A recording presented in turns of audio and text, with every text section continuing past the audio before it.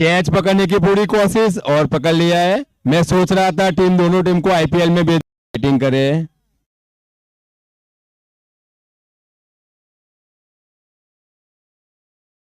उसी के साथ बैट्समैन ने तो बहुत ही अच्छी कोशिश की।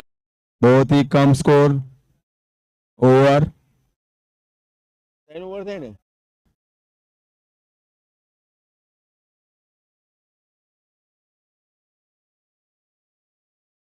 चौथी ओवर का दूसरा बॉल। उसी के साथ पता नहीं ये टीम को क्या हो गया है। यहाँ तो लोचा ही लोचा है भाई।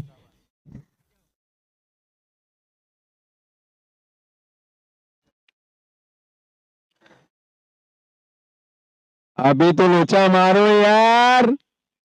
लोचा मारना सीखा ही नहीं हम लोगों ने, क्या करे। All out. 27 रन 28 रन से जीतने का है भाई सूरत कतारगाम को।